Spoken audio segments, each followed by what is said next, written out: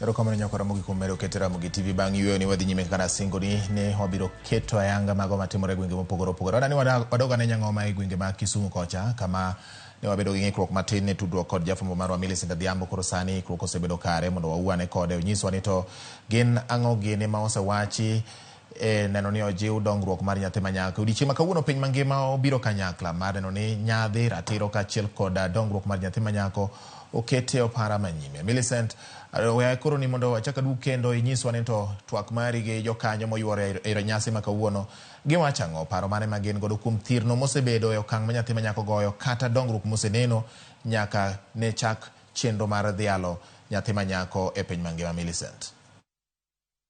Erokamano nya George Bati, wagoyo mos kuom ng'ikruok ma bende wabedo godo chien kanyo kane wasechako twak ma kawuono.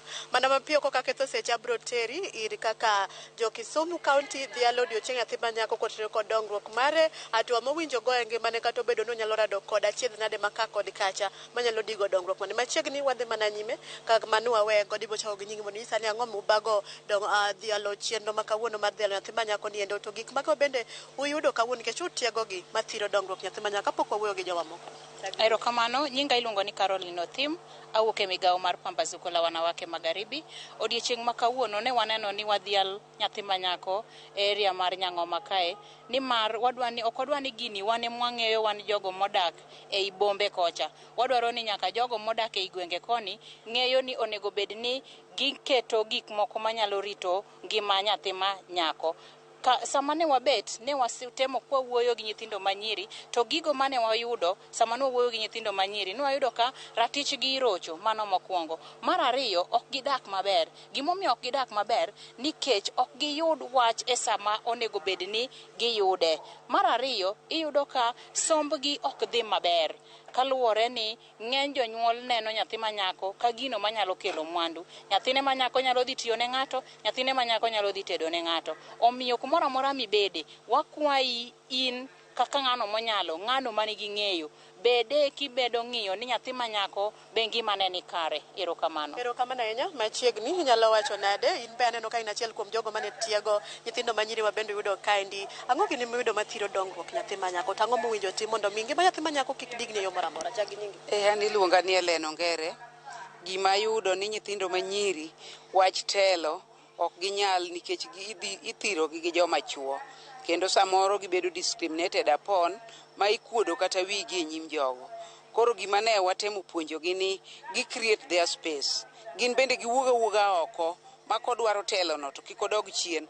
Gik miwacho go kik buoge kata iwacho gima chal nade. To ka chunyi osewacho ni en kaka ng'ama nyako odwano bed jatelo to bed jatelo. Machielo ne wayudo ni ich moiu bende mono nyithindwa dhi mbele kendo mono gi kata bedo jotelo nikech kata koro mine mane gweng' be wacho ni nyar ng'ana momako ich e gweng' cha ok gi understand ni nyathi manyako ni ena kaka gin kendo nyalo bedo jatelo. Koro bende kanyo bende ne wawuoyi mwawacho ni mine okony nyithindgi, wamigi gok ma ginyalo yiengore e seche ma gidwaro telo moro amora. Wachiwo negi ranyisi kuom Gladys Wanga gi mine mamoko motelo kendo kata wacho weche machal nade to girito piny. Gin bende giwuog oko, gichak mana gi grube gi mathindo gi nyaka giwuog oko mondo giting' nying gi malo. Erokamano. Erokamano. Mano mapiyo piyo nyalo medo ang'o? Anyalo medo nyinga iluongo ni Jacqueline Atieno Uma from Nyanda Social Justice Center. Anyalo wacho ni odiochieng' ma kawuono ne wadhialo nyithiwa manyiri kendo kane wawuoyo kodgi wayudo ka nyiri kale sida mang'eny. Sana defilement iyudo kata ka miyo nobiro gi nyathine manyako, nyathi bedo defile, anyuola miyo luor wuoyo ni yang' kowuoyo tidhi riembe. Koro gidogi bet kaka joka ng'ato ni thuolo donje ko, ok dwa to koni. Wakwayo community kuonde moaye ni wami nyithindo manyiri support, thuol kata kodonje ko, weuru wato ko machak pukre to wakony nyithindo manyiri nikech kwakonyogi to wakonyo piny ngima. Nyithindo manyiri chalo glass kendo gichalo tong', to kok wadembogi to future gi ok bi bet maber. Erokamano. Erokamano. An Mary Gorete Achieng', Oketha Community Justice Center and Children's Right. Gima waneno kawuono ma wang'iso nyithindo ni nyathi manyako kik ibed kod luoro kik ibed kod luoro kata obedo ni chwanyori. Wayudo ni jongwari joma ting'o ka gidhi skul wuondogi to wuondogi gi siling 5 nyiewne mandas to miye ich. Koro wang'iso nyathi manyako ni kik ibed kod luoro, bende bed motegno kaka in nyathi manyako. Create your space. Bed ng'ama nyalo kwero ka en gima no to no. Ken gima oriere to wach moriere. Mane gima ngiso nyathi manyako ni bed motegno kaka nyathi mawuoyi.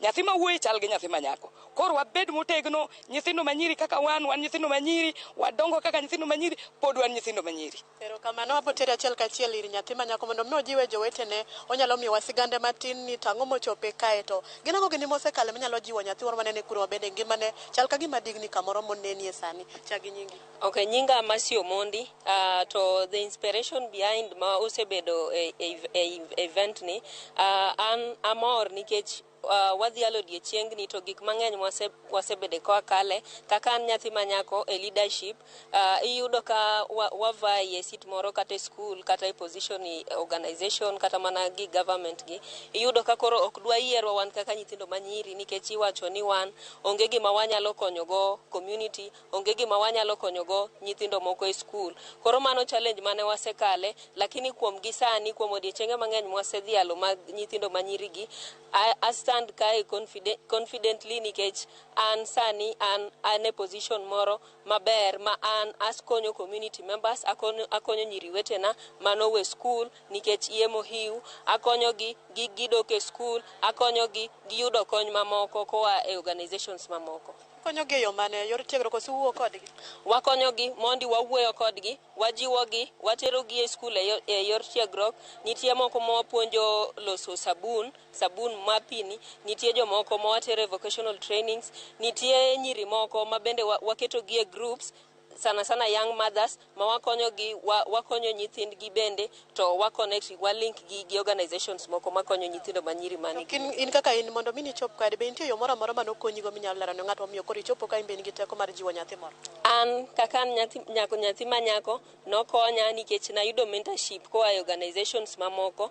Kane atieko school to ne onge kaka nanya donjo e school to nitie organizations mamoko mane ni around kanyo nobiro mowuoyo koda kana se give up ni koro sombo rumo gi kanyo magi biro gi konya gi mia mentorship magi jiwa ginyisa kaka nyalo dok e school ma achaka stand up, ayudo self confidence, my self esteem no rise adhi e school sani emomiyo achopo kama chopeni. Erokamano ahinya.